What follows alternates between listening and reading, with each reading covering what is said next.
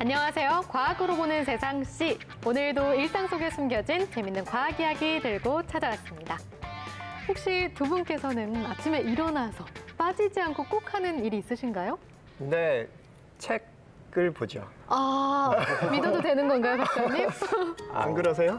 저랑은 많이 다르시네요. 저는 뭐 밀린 카톡도 보고 그리고 뭐 세수랑 샤워 꼭 해야죠, 아침에. 아, 그러시군요. 저는 일기예보를 꼭 확인합니다. 네, 맞아요. 사실은 저도 일기예보 항상 체크하는데요. 요즘에는 불쾌지수, 자외선지수 이런 것들도 알려주더라고요. 도움 네. 많이 받고 있습니다. 우리의 생활과 이 날씨는 떼려야 뗄 수 없는 관계죠. 그래서 오늘의 주제 준비했습니다. 오늘의 주제 바로 이겁니다. 이겁니다. 오, 오늘은 좀 친근한 이야기가 많이 나오겠네요.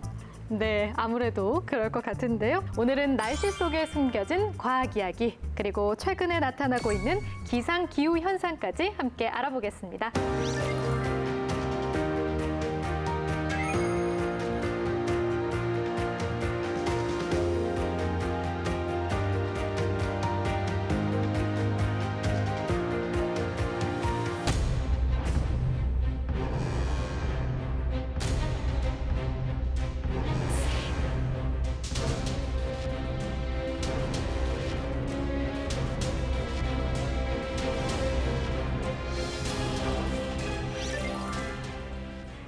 사계절이 뚜렷한 우리나라. 덥고 춥고 선선하고 포근하고 참 변화무쌍한 날씨를 겪고 있죠. 그만큼 궁금한 점도 많은데요. 오늘 이분들과 함께 그 궁금증을 모두 풀어보도록 하겠습니다. 안녕하세요. 저는 대전지방기상청에서 기상현상을 감시하고 있는 김정수입니다. 매일 하늘을 이렇게 올려다보니 자외선의 가다노출로 이렇게 좀 까맣게 되었는데요. 여러분은 이렇게 되지 않도록 유익한 기상 정보를 전달하는 날씨 메신저가 되겠습니다. 반갑습니다. 아니, 그런데 이 귀여운 친구는 누구예요? 귀엽죠? 이 기상청의 마스코트인데요. 예전에 사용되었던 유리지 온도계를 모티브로 형상한 겁니다. 오늘은 기상이와 함께 기상 정보를 유익하게 전달해드리도록 하겠습니다. 네, 잘 부탁드리겠습니다. 소개 부탁드릴게요. 예, 안녕하세요. 나이 들어서 지구에 대한 고마움을 알아가고 있는 기상학자 김주환이라고 합니다. 안녕하세요. 아니 그럼 그 교수님은 어렸을 때는 그러면 지구에 대해서 감사함을 느끼지 못하셨다는 말씀이신가요? 예, 어렸을 때는 조금 재밌어서 했던 것 같아요. 그래서 한 30대까지는 재밌어서 이 공부를 계속 하다가 이게 학교에 오고 나서 이제 애들을 가르치기 시작하면서 이제 조금 되게 많은 것들을 더 크게 알게 되고 그러다 보니까 우리가 이렇게까지 심하게 했는데도 이걸 버텨주는구나라는 고마움 조금 느끼게 되는 것 같아요. 역시. 네. 그러면 그렇게 공부를 많이 하셨으니 제가 네. 또 궁금한 게 있습니다. 네. 그 두 분은 비가 오는 날 네. 비를 맞을 일이 없으시겠어요? 그러실 것 같아요. 네. 먼저. 네. 당연히 저는 이동할 때 대부분 차를 타고 다니면서 비를 안 맞는데요. 네, 당연히 저희가 기상청에 다니니까 변경되는 갱신 정보를 저희가 더 이렇게 받다 보니까 아무래도 일반인 분들보다는 조금 비를 덜 맞지 않을까 생각이 듭니다. 하늘 보느라 까매지셨는데 차 타고 다니니까 비는 안 맞는다. 그렇죠. 네, 정확히 알고 계시네요. 교수님은 어떠세요? 예, 저는 예측에는 소질이 좀 없어가지고요. 저는 많이 맞는 편이고요. 잘 네. 알아가기 위해서 계속 공부를 하고 있습니다. 안 맞기 위해서. 네. 네. 교수님께서도 비를 안 맞기 위해서 열심히 공부를 하고 계시다고 하니까요. 혹시 내가 우산이 없어서 비를 맞았다 하시더라도 너무 속상해하지 않으셔도 될 것 같습니다. 아니, 저는 사실 오늘의 시간을 굉장히 기다렸어요. 제가 날씨에 관심이 아주 많이 있거든요. 제가 인연이 또 있습니다. 기상기사 자격증이 있어요. 그러세요? 네, 혹시 기상기사 자격증에 대해서 아시나요? 제가 있는데요. 정말요? 어려운 자격증 있으시다고요? 늦었지만 지금 축하드리겠습니다. 감사합니다. 저는 대기과학 3년을 전공하고 특히 3학년 겨울방학 때 그 자격증 따려고 스터디 그룹 만들어서 집중적으로 공부를 했었거든요. 그걸 따기가 쉽지 않으셨을 텐데 생소한 분야이셨을 텐데 어떻게 접하신 건지. 저는 사실 우연한 계기에 하게 되었어요. 제가 방송 준비를 할 때 기상캐스터 아카데미 선생님께서 한번 이거 공부해 볼래? 이거 필기 수업 해줄게 라고 하셔가지고 재밌을 것 같아서 그냥 했는데 재밌더라고요. 대기 연력학, 대기 운동학 이런 내용이 나와요. 네. 하지만 지금은 많이 잊어버려서 오늘 초심의 마음으로 열심히 배우도록 하겠습니다. 그럼 지금부터 본격적으로 기후 이야기 나눠보도록 하겠습니다. 아무래도 기상청에서 하는 주요 업무로는 일기예보를 빼놓을 수가 없겠는데요. 요즘에는 기술이 발달해서 시간 단위로 아주 촘촘하게 세분화해서 알려주더라고요. 어떤 과정을 통해서 일기예보가 우리에게 전달되는지 궁금합니다. 네. 기상예보는 크게 구분하면 기상 관측, 수치 예측, 그리고 예보 생산, 크게 세 가지 과정을 통해서 예보가 생산이 되고 있어요. 기상 관측은 대기에서 일어나는 기상 현상을 과학적인 방법으로 관측하고 측정하는 것인데요. 우리가 쉽게 알고 있는 기온, 강수, 바람 강수량은 지상에서 자동 기상 관측 장비 AWS라고 하는데요. 그 관측 장비를 통해서 1분 단위로 실시간으로 측정이 되고 있습니다. 지금은 이제 처음에는 지상에서 됐었지만 해양 그리고 고층까지 그 관측 영역을 확대를 하고 있고요. 그리고 멀리 나아가 우주 상공, 약 우리 머리 위로부터 약 36,000km 위에 있는데요.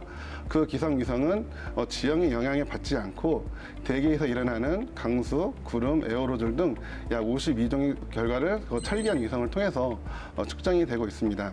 주무관님 설명 들으니까 일기예보가 우리한테 오기까지 정말 많은 데이터와 많은 과정을 거치는구나라는 생각이 드는데요. 그럼 기상청 관측과에서도 많은 일들을 하고 있을 것 같아요. 구체적으로 어떤 일들이 이루어지고 있나요?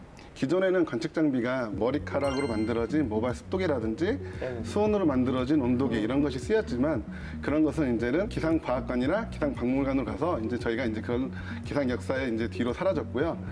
기상 현상을 입체적으로 관측하기 위해서 우리에게 꼭 필요한 곳이 서해상인데요. 항구에서 배를 타고 13시간 제가 직접 가서 타고 관측 장비를 설치를 했는데요. 거기는 뭐 이쪽도 바다, 저쪽도 바다 다 이렇게 되겠어요. 아니 13시간이나 배를 타고 나가서 설치를 하셨다고 하셨잖아요. 네네. 그러면 설치하면 자동으로 데이터가 이렇게 전송이 되나요? 아니면 한 번씩 또 직접 또 가셔서 체크를 하셔야 되는 건가요? 다행히 실시간으로 관측이 되고 있고요. 통신 영역이 발달하면서 이제 지금 그 관측 해양기상 분야는 30분에 한 번씩 자료가 수집이 되고 있고 거기에다 영상 자료까지 자료가 수집이 되고 있습니다. 다행입니다. 또 13시간씩 계속 다니셔야 하나 싶어서 걱정이 됐거든요. 네, 장애만 없다면 갈 일이 없으니까요. 그럼 그렇게 수집한 데이터들은 그 이후에 어떤 처리 절차들을 거치나요? 1차적으로 이제 관측해 주시는 분들의 그 노력이 진짜 중요하고요. 근데 이제 그 다음에 이제 중요한 건 그 자료를 이제 많은 계산을 해줄 수 있는 컴퓨터의 연산 능력도 되게 중요해서 기상청이 어떻게 보면은 굉장히 좋은 슈퍼컴퓨터를 가지고 있어요. 그래서 이제 지금 사용하고 있는 4호기가 굉장히 연산 능력이 좋아서 수치로는 한 5,800 테라플럭스 정도 나오는데요. 그게 40억 명이 1년 정도 계산할 양을 이제 1초 만에 계산을 하는 기능을 가지고 있어서 아니, 기상청 안에서도 슈퍼컴퓨터가 엄청난 활약을 하고 있었군요. 우리나라는 상당히 기상 선진국에 속하거든요. 제가 이제 한국에 들어오기 전에 미국 국립대기과학연구소라는 데서 이제 연구를 했었어요. 거기서 제가 들어갔을 때 2014년 정도에 썼던 컴퓨터가 한 1,500 테라플럭스 정도 됐을 거예요. 옐로우스톤이라고. 근데 요즘은 거기도 이제 업그레이드를 해서 한 5,200 테라플럭스. 그러니까 우리나라 기상청 컴퓨터가 더 좋은 거죠. 지금. 예. 그리고 이제 거기에 이제 컴퓨터만 있으면 안 되잖아요. 거기 뭔가 예측을 하려면 거기 이제 소프트웨어도 있어야 되니까 이제 소프트웨어가 일종의 모델이라고 부르는 것이거든요. 그래서 그 모델이 전 세계적으로 작국의 모델을 가지고 있는 나라가 그렇게 많지 않아요. 근데 이제 우리나라는 이제 전구를 예측할 수 있는 자국의 모델을 독자적으로 개발해가지고 운영하고 있어요, 실제로. 여기에 조금 제가 덧붙여서 말씀을 드리면요. 전 세계적으로 수치 예보 모델을 가지고 있는 국가가 이제 9개국밖에 없거든요. 2011년부터 개발을 해가지고요.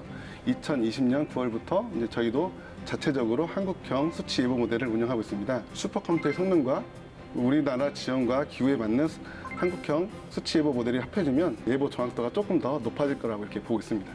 네. 슈퍼컴퓨터가 관측 자료를 분석한 다음에 그 결과가 바로 국민들한테 일기예보로 전달이 되는 것인지 그 다음 단계가 어떻게 되는 것인지 궁금합니다. 일단 수치 예보 모델을 그대로 기상청에서 대국민에게 기상예보로 서비스를 하는 건 아니고요. 아까도 우리가 일기예보가 나오는 과정을 한번 설명을 드렸잖아요. 수치 예측된 자료들을 예보관이 최종적으로 이제 결정을 하는데요. 혼자서 네. 예보관 혼자서 그 날씨 예보로 결정을 하진 않을 것 같은데. 아, 네, 그렇죠. 예보는 약 예보관님 그러니까 본청과 지방에 계신 예보관님 10분의 이름으로 약 예보가 발표가 되고 있어요. 하지만 그 10분의 예보관님 혼자서 관측 자료를 분석하고 수치 예측 자료를 분석하고 하는 건 아니고요. 그 뒤에서도 기상 감시를 하고 수치 예보를 분석하고 예보문을 같이 작성하면서 검토하는 그 뒤에서 조연으로 계신 분들도 많이 계시거든요. 그래서 이제 기상 예보는 한 분의 이름이 책임을 지고 나가지만 그 뒤에서도 열심히 열일하시는 분들이 많이 계시답니다. 어떻게 보면 우리가 가지고 있는 컴퓨터의 지식에 예보관님들의 이제 노하우가 곁들여져가지고 최종적인 이제 더 완성된 산출물이 나오는 것 같아요. 합작품인 셈이네요. 네, 그렇죠. 인간과 이제 기계 합작품 뭐 이런 느낌. 사실 또 일기예보를 많은 분들이 의존하긴 하지만 또 자주 속으니까 뭐 기상청이 아니고 뭐 오보청이다 이런 얘기도 하시기도 하더라고요. 이제 그런 부분들은 어떻게 생각하세요? 참 어려운 질문인데요. 네. 올 여름처럼 매우 더운 질문 같아요. 예보관은 매일매일 평가를 받아요. 그러니까 우리가 6시간 예보 3일 예보 매일 나오지만은 그 다음날 예보관이 제일 먼저 알아요. 오늘 예보가 틀렸구나. 제일 먼저 아는데요. 언론이나 이런 데서 하기 전에 예보관은 오늘 내 예보가 틀렸구나 이러면 바로 반성문 아닌 저희는 예보 사후 분석이라고 하는데요. 네. 그 사후 분석을 하면서 오늘 예보할 때는 이런 걸 활용했었는데 다시 한번 겪어보니까 이런 부분들에서 수치 예보 모델과 이런 거 했을 때 이런 부분들이 차이가 있더라. 네. 이를 통해서 아까 예보관의 전문 기술인 전문 지식과 그런 경험과 이런 부분들이 한 차례 더 차곡차곡 쌓이는 그런 과정이 있는 겁니다. 기상청의 입장이 아닌 이제 학교 쪽에서의 입장을 조금 전해드리면 근본적인 어려움이 좀 있어요. 이 지구 대기라는 이제 시스템이 이제 조금 복잡해요. 그러다 보니까 우리한테는 이제 나비 효과라고 알려진 어떤 현상이 있어요. 네. 이제 물리학 쪽에서 이제 카오스 이론이라고 해서 한때 되게 네. 유명했었는데요. 그거를 되게 간단하게 실험으로 보여드릴 수가 있는데 뭐 괜찮으시면 보여드릴까요? 네, 너무 네네네. 좋습니다. 그래서 사실은 별게 아닌 실험인데요. 네. 그냥 A4지 3장을 들고 왔는데요. 네. 여기 있는 방에 있는 공기는 우리의 대기랑 되게 똑같은 시스템이거든요. 그래서 거기서 이 종이를 제가 떨어뜨린다고 생각을 해볼게요. 그리고 이 종이를 이렇게 제 머리에서 똑같은 위치에서 3번을 떨어뜨릴 거예요. 네. 자, 잘 봐주셔야 돼요, 여러분들이. 네. 하나는 저쪽으로 넘어갔어요. 네. 예, 주무관님 바로 옆에 떠졌고.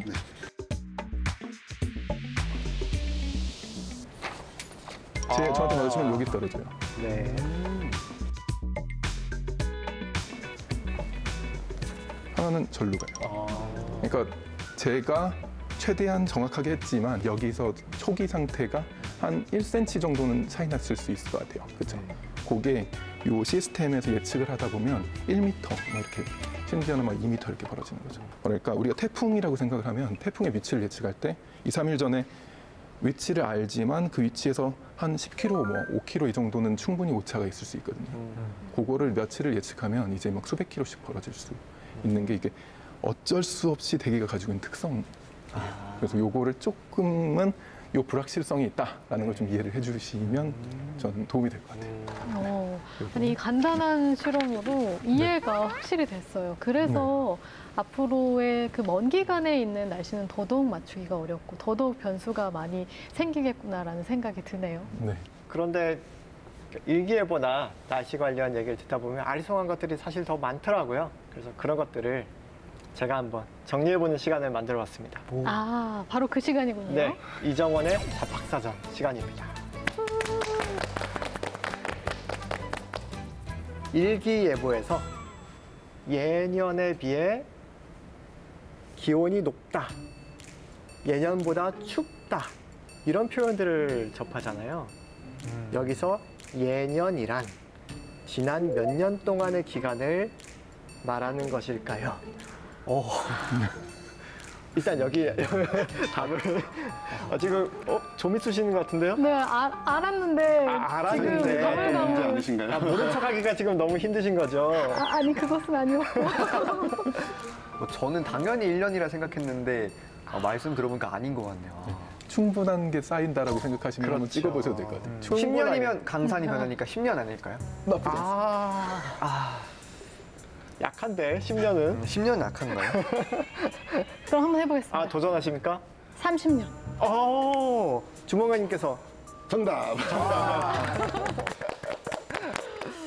예년에 비해 어떻다 할 때는 지난 30년 평균을 얘기하는 거더라고요. 그 덧붙여서 말씀드리면 저희가 30년 평균은 기후 아까 말씀을 드렸지만 그 기상 관측 자료를 또 사용한 하나의 분야일 텐데요. 그 기후 평년값은 1991년부터 2020년까지 기후 평년값을 산출해서 제공해 드리고 있습니다. 그러면 평년과 예년은 같은 말인 건가요? 그러니까 이제 그게 그거 제가 아나운서님한테 물어보려고 했는데 휴, 먼저 물어봐서 다행이네요. 선수를 치셨네요. 그러니까 저희 기상청 입장에서는 평년값, 기후 평년값이라는 단어를 공식적으로 쓰고 있고요. 아무래도 아나운서님이나 방송에서는 조금 줄여서 예년으로 이렇게 표현을 하고 있는 것 같습니다. 맞습니다. 제가 날씨 방송도 해본 적이 있거든요. 생각해보면 평년에 비해라고 안 하고 예년에 비해라고 그렇게 용어를 했던 기억이 납니다. 네, 좋습니다. 1점. 다음 문제. 주관식이에요. 일기예보에서 알려주는 그 강수량과 강우량은 어떻게 다를까요? 알 것 같습니다. 네. 뭔가 이 고등학교 때 배운 것 같은데 일단 제 생각에는 강수량이 훨씬 더 큰 범위 같고요. 강우량은 비우자를 써서 진짜 내리는 비의 양만 측정을 하는 거고 강수량은 비, 눈, 그러니까 뭐 하늘에서 떨어지는 온갖 종류의 그 물을 다 합한 양일 것 같습니다. 교수님께서 굉장히 흐뭇하게 끄덕끄덕 하셨기 때문에 대기과학 공부하실 생각. 아니 이거를 추측으로 이렇게 맞춘다고요? 굉장한데요? 맞았나요? 네, 정답입니다. 거의 정확하게 지금 설명을 하신 것 같아서 다음 문제 넘어가야 될 것 같아요. 그래요? 네. 마지막 문제인데요. 여름철 자외선이 참 걱정이잖아요. 차단하기 위해서 우리가 많은 장치들을 쓰는데 옷, 색깔만 봤을 때 어떤 색깔이 가장 차단에 효과적일까요? 그 선크림이 흰색이니까 흰색일 것 같아요. 좋습니다. 저는 흰색은 반사를 한다고 하고 네, 검정색은 흡수를 한다고 네, 하잖아요. 그래서 저도 흰색일 것 같습니다. 저도 머리로는 흰색이라고 하는데 네. 마음은 검은색이라고 답을 하고 싶어요. 검은색일 그런가요? 것 같습니다. 네. 촉이 굉장히 좋네요. 그래요? 흡수하고 반사하는 건 그러니까 검은색이 열을 흡수하죠. 그렇지만 자외선 차단은 검은색이 더 많이 차단한다고 합니다. 그래서 저도 항상 검은색 마스크를 끼고 다니는데 그래서 하얀 거군요. 그렇죠. 이게 저도 사실 이렇게 조사하면서 이렇구나라고 생각을 했거든요. 흰색이 가장 차단이 안 되고요. 오히려 파란색, 초록색이 더 잘 되고 검은색이 가장 잘 되고 청바지가 굉장히 잘 된다고 합니다. 그러니까 촘촘한 직물이 굉장히 잘 된다고 합니다. 그럼 그쵸? 선크림을 검은색으로 만들어야 되겠는데요? 네, 원하신다면. 먹물같이. 그래서 말씀하신 대로 근데 검은색이 또 열을 흡수하잖아요. 그래서 그렇다고 검은색 옷만 입고 다니는 것도 효과적이진 않고 오히려 시원하게 다니고 싶다. 그러면 초록색이나 파란색이 더 효과적이라고 하네요. 마침 오늘 초록색 옷을 입으셨군요. 그러니까요. 흰색이 좋을 줄 알고 흰색을 입으셨을 텐데. 맞습니다. 네, 오늘 결과는 창현 씨가 의외로 선전을 하셔가지고 그러니까요. 네. 기상기사님을 명예 기사로 어떻게? 네, 명예기사님으로 위촉하도록 하면서 이정환의 잡학사전을 마치겠습니다. 최근 들어서 날씨가 심상치가 않아요. 장마도 무섭게 오고 또 폭우 그리고 폭염 극단적인 현상들이 정말 많이 그러니까요. 나타나고 있거든요. 혹시 두 분은 지금 겪었던 날씨 중에 좀 기억에 남았던 일이 있으신가요? 저는 부산에서 자라서 그런지 눈을 보기가 어려웠거든요. 근데 대전에 왔는데 눈이 엄청나게 내리는 해가 있었어요. 2004년도. 2004년. 네. 그리고 심지어는 겨울이 아니었고 제 기억으로는 3월 달.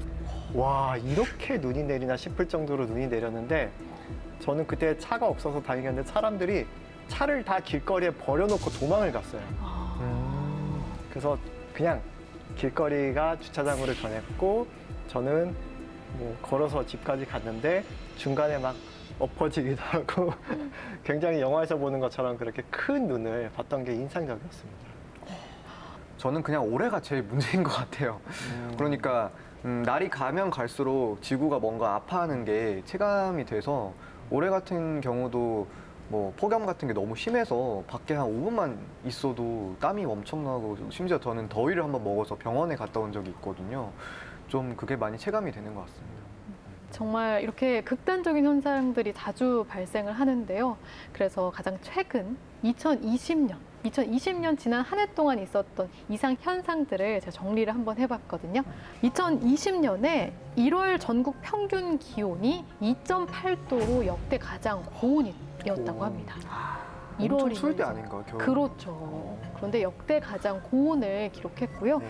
또 6월에는 이른 폭염이 한 달 동안 지속이 됐습니다. 아마 기억이 나실 거예요.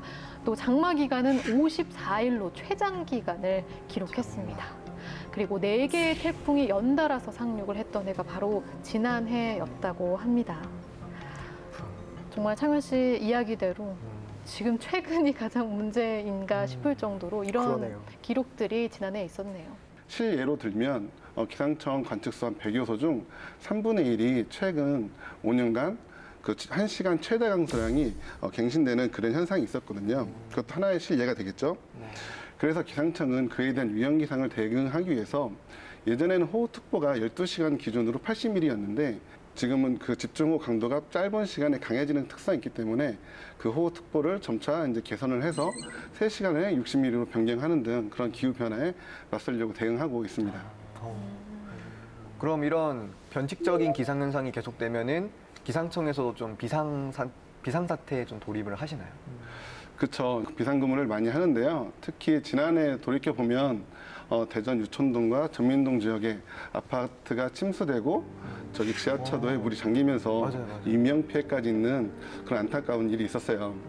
호우, 태풍, 대설시 이럴 때는 저희가 비상근무를 투입이 되는데요. 저희는 아무래도 예보를 내고 예측을 하니까 사전에 이제 비상근무를 들어가는데 평상시보다 2배에서 3배 많은 인원이 더 투입이 돼서 하고 있어요. 그렇게 하면서 저희가 이제 실질적으로 위험기상 현상이 딱 닥치게 되면 일단 유관 기관에 131 기상지원이라든지 이런 걸 통화가 있고요.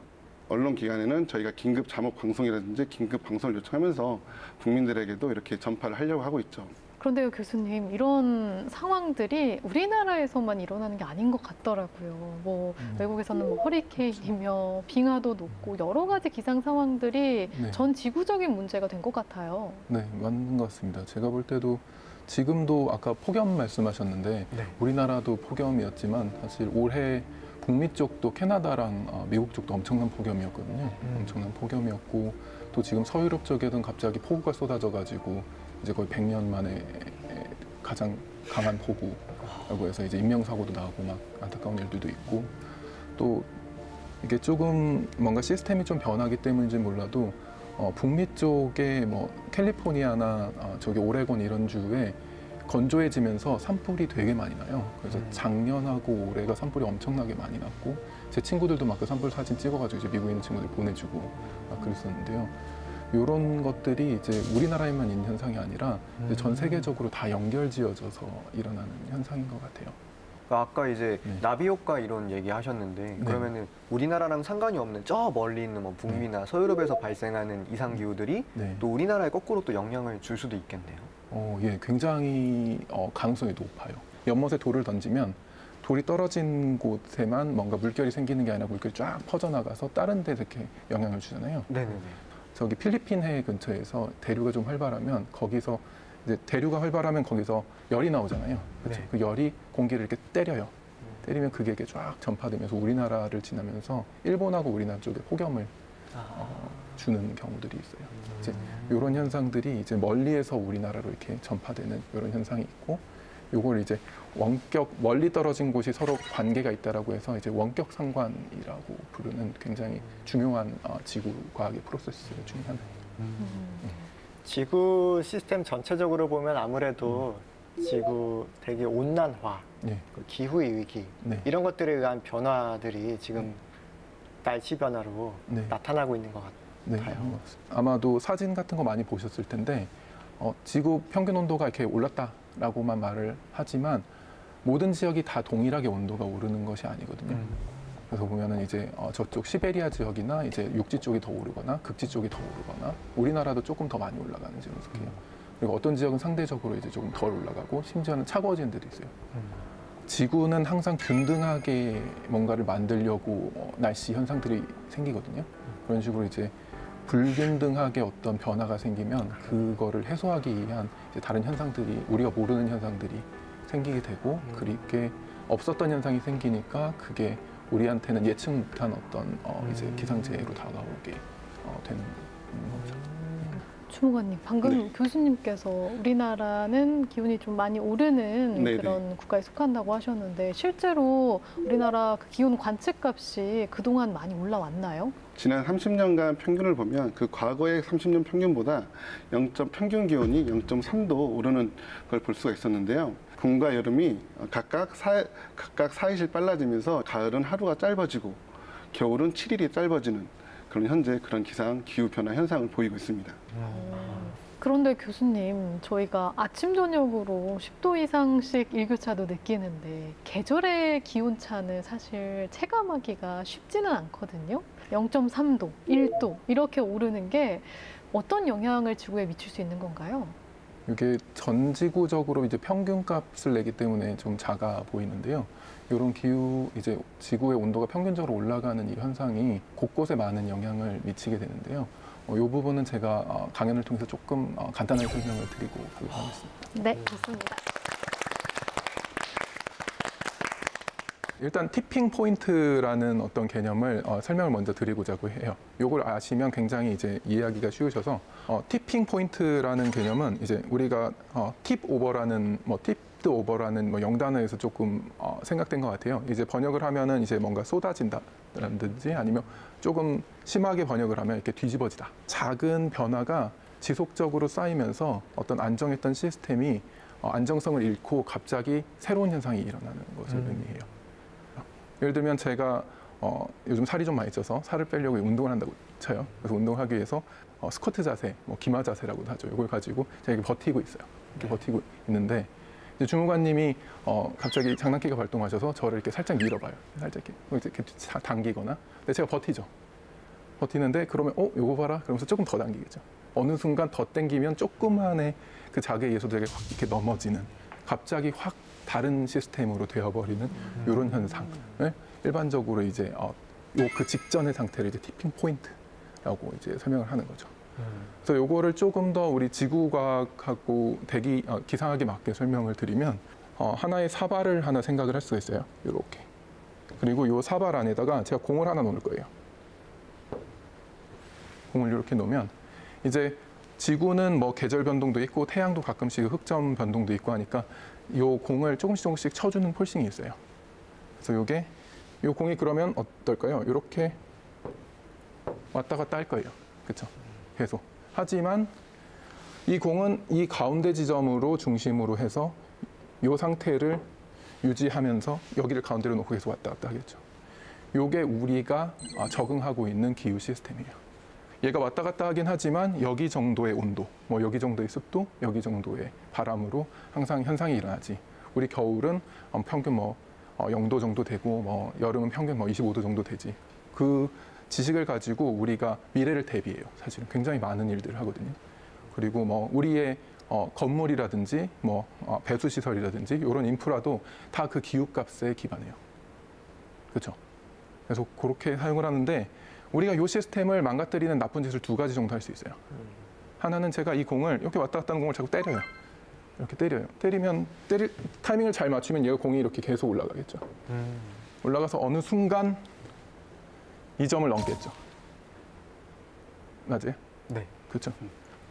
그러면 다행히도 근데 지구 시스템은 이런 균형점을 여러 개 가지고 있어요.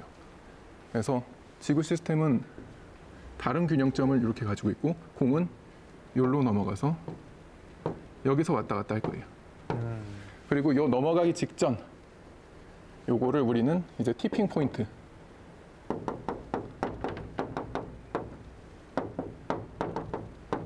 근데 이제 이렇게 넘어가면 여기서 왔다 갔다 하겠죠.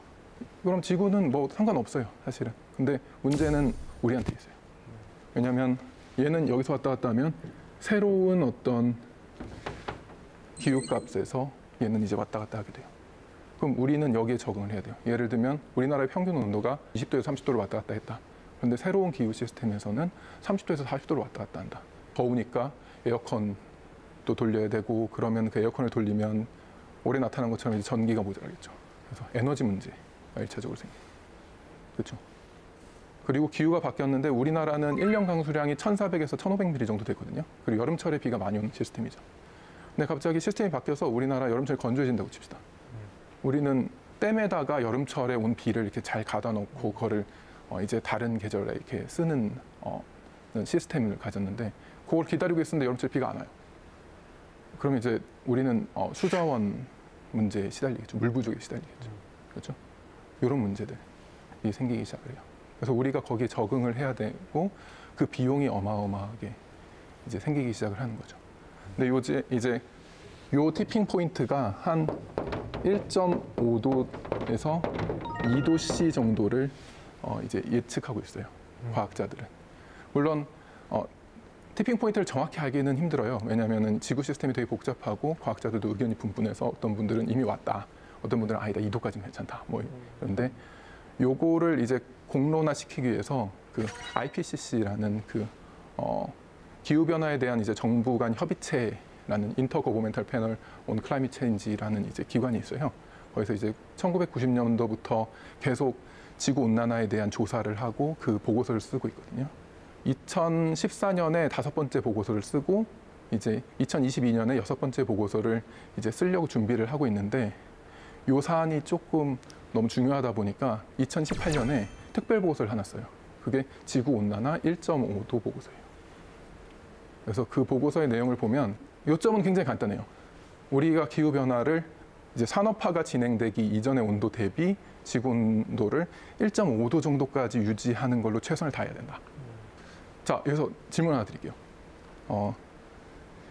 산업화 대비 우리나라를 떠나서 지구 평균 온도가 몇 도 올랐을까요? 자, 0.5도, 1도, 1.5도. 1.5도. 1.5도. 네. 비관 문제시군요. 0.5도. 0.5도. 낙관 문제시군요. 그럼 저는 중립 1도. 둘이 같이 하시죠. 이 보고서가 나올 때가 기준이 이제 2010년을 기준으로 이제 앞뒤로 한 10년 정도를 평균에서 안정값을 찾으면 한 0.87도 정도 올랐다고 해요. 근데 이제 지금 한 10년 정도 지났으니까 거의 1도 정도 올라 있을 거예요. 우리가 그간 그렇게 열심히 노력하지 않았기 때문에. 근데 여기서 더 치명적인 게 하나 있어요. 해수면 온도가 우리가 한 1.5도 오르면 해수면 온도가 평균 지역마다 좀 달라요. 그래서 한 20cm부터 한 70cm까지 왔다 갔다 하는데요. 평균 한 50cm 잡을게요. 50cm 정도 해수면의 높이가 높아져요. 그러면 이게 신기하게도 좋은 도시들이 다 바다 옆에 있어요. 저 북미 쪽에 보면 뉴욕의 맨하탄 바로 물 옆에 있죠. 그리고 마이애미, 그리고 뭐 뉴올리언즈 엄청나게 인구 많은데, 그리고 동양으로 와 보면은 이제 일본의 도쿄도 꽤 가깝고, 저기 뭐 방콕, 뭐 아니면 유럽 가면 뭐 네덜란드, 뭐 베네치아, 뭐 이런데 사실은 한 1m만 상승해도 잠기거든요. 그런데 완전히 잠기지 않아도 심지어는 이제 좀 수위가 높아지면 폭풍우 같은 게 올 때 물이 쉽게 덮쳐요. 그런데 이제 요거를 대비를 하려면 우리가 제방을 쌓거나, 그래서 이미 네덜란드는 제방을 높이고 있어요. 혹은 더 안 되면 도시를 뒤로 빼야 돼요. 그래서 정말 이걸 넘어가면은 조금 이제 우리 자체는 아니더라도 우리 그 자손들의 미래가 조금 어두운 거죠. 그리고 중요한 건 저런 인구가 많이 사는 지역들이 부자 동네가 아니에요. 슬프게. 이 물에 잠기는 지역들이 사실은 대부분 조금 대비할 능력이 없는 조금 중산층 이하가 사는 데여서 그래서 이런 기상학적 정보가 모든 사람에게 이렇게 쓰일 수 있게 이제 노력하는 곳이 이제 WMO라든지 뭐 UN이라든지 이런 기관들이 노력을 하고 있는 거고요. 그래서 근본적으로 이제 요 얘기를 이제 마무리를 하면서 제가 BBC 다큐멘터리 좋아하는 것 중에 하나에서 요런 끝맺음을 하는 게 있는데 되게 감동적이었어요. 이제 위험에 빠진 지구를 구해야 된다라고 얘기를 하지만 지구는 괜찮을 거다. 왜냐하면 지구는 다른 평형점을 찾아서 그냥 다시 유지할 거니까. 하지만 정작 위기에 처한 것은 인류다. 하고 이제 끝내는데 완전 공감해요. 그래서 저도 오늘 이 얘기를 하면서 끝내도록 하겠습니다. 네.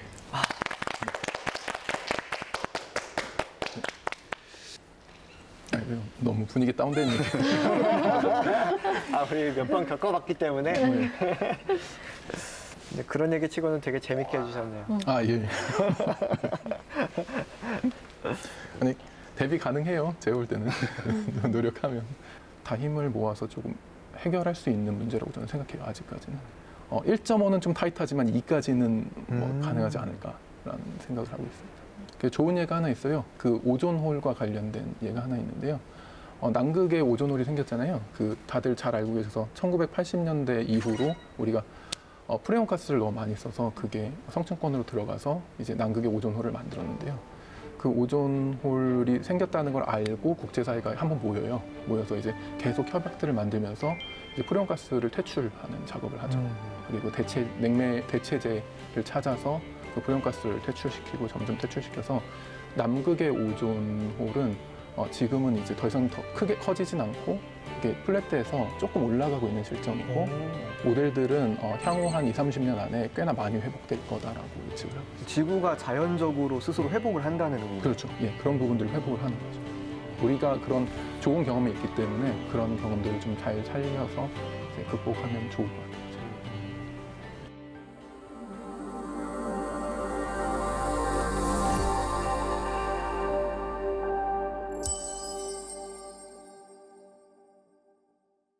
그리고 창현 씨가 뭘 준비했다고 들었는데요? 네, 이런 이야기를 들으니까 우리가 경각심을 한 번 더 불러일으키는 차원에서 제가 뭘 좀 준비해봤거든요. 과연? 짜잔! 네. 안경이네요. 네, 흔한 안경이 아닙니다. 바로 미래로 갈 수 있는 타임머신 안경. 그렇군요. 네, 저도 두근두근한데요. 미래가 보이나요? 바로 보이진 않고요. 조금 바지랑이가 일렁일렁 하는데요. 이게 발동되려면 PD님 음악 주세요. 2050년 8월 25일 오늘의 날씨와 기상 정보를 전달드릴 기상 앵커 박창현입니다. 40도를 웃도는 무더위가 벌써 8주째 이어지고 있는데요. 내일도 폭염은 계속되겠습니다. 외출을 삼가해 주시기 바랍니다. 서울이 낮 최고 기온이 43도, 춘천과 대전이 42도, 광주와 대구가 45도로 오를 것으로 예상됩니다. 네, 다음 소식입니다. 우리나라 대표 과일인 망고와 파파야, 구아바가 올해도 대풍작을 이룰 것으로 예상되는데요. 맛있는 과일 많이 먹을 수 있어서 정말 좋지만 소시적에 먹었던 사과, 복숭아는 더 이상 먹을 수가 없어서 안타까운 마음을 금할 길이 없습니다. 사과, 복숭아를 먹으실 분들은 시베리아산 사과, 복숭아가 맛있다고 하니까 꼭 찾아 먹으시길 바랍니다. 이상으로 2050년 8월 25일 기상 뉴스를 마치도록 하겠습니다. 안녕!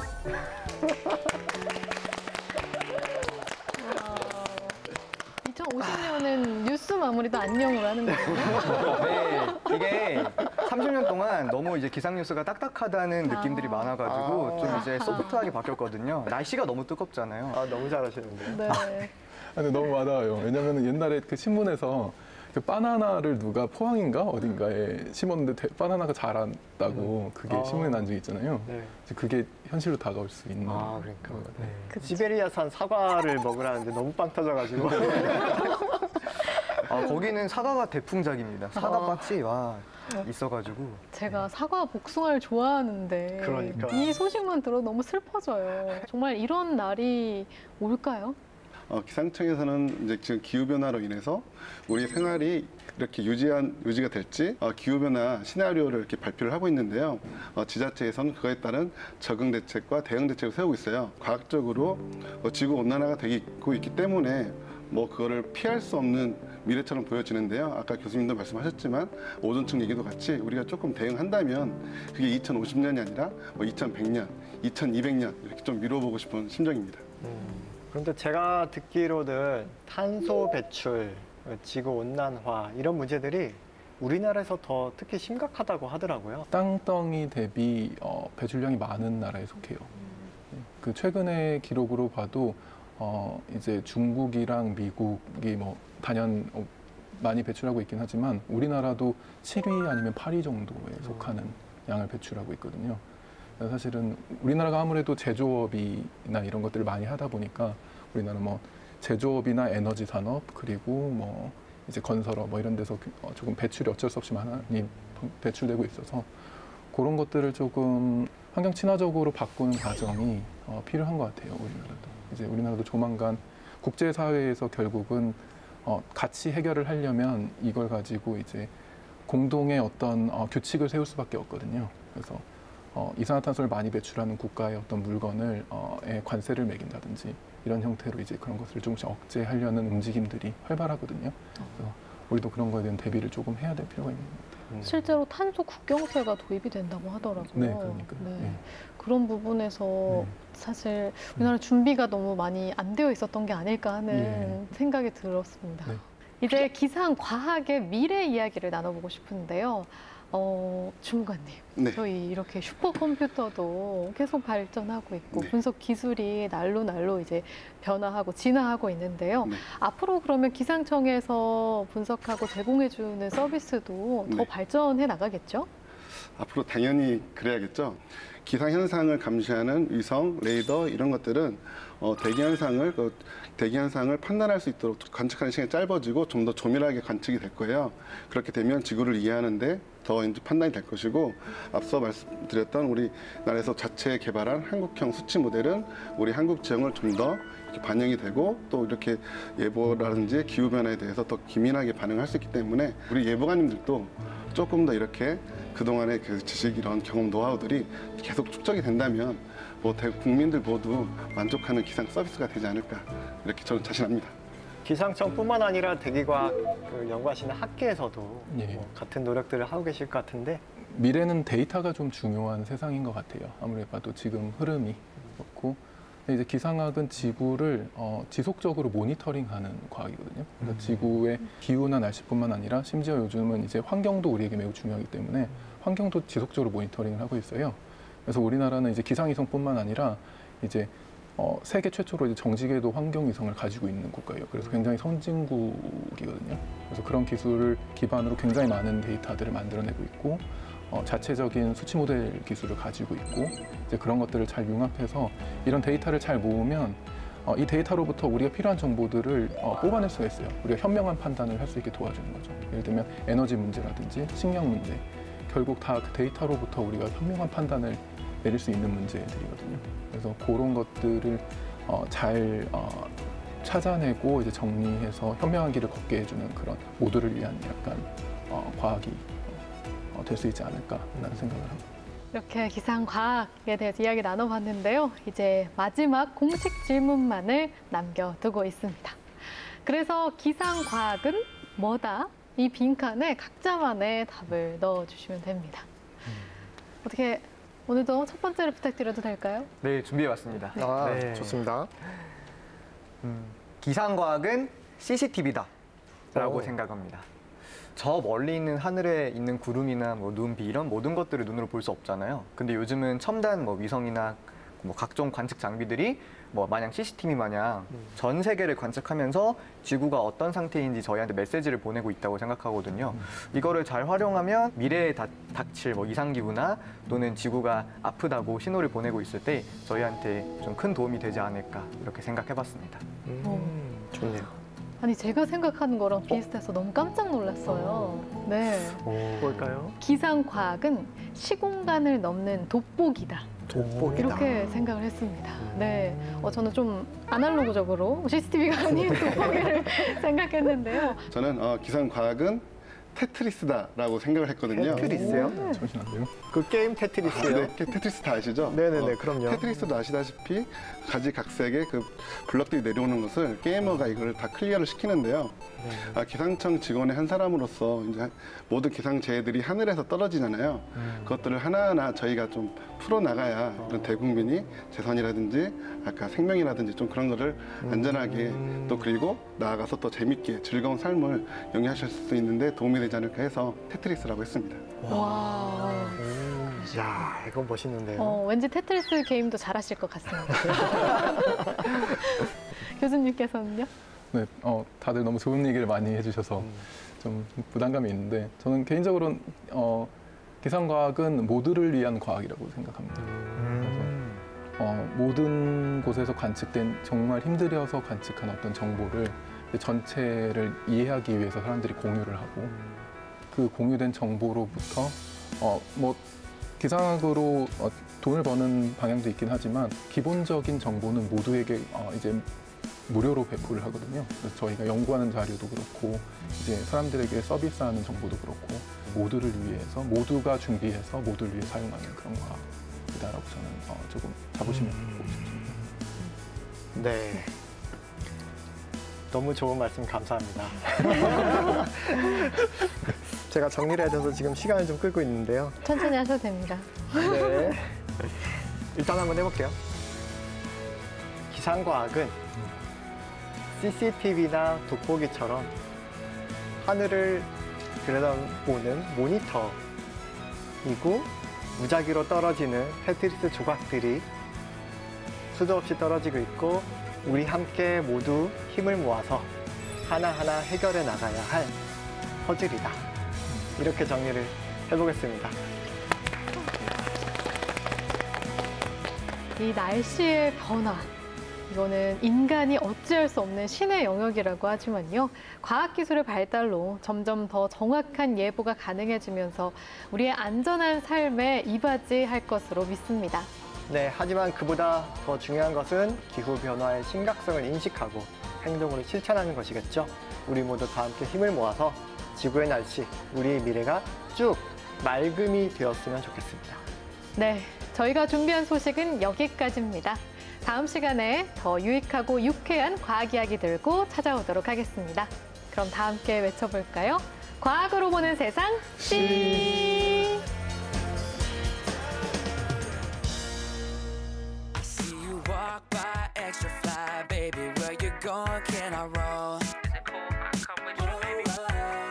Living beach life, feeling right. You're the hottest, everybody knows. Burning up, show 'em what you got. Yeah, you got it, baby, let it show. Let's turn it up, let me know what's up. Don't just stand there, girl, I gotta know.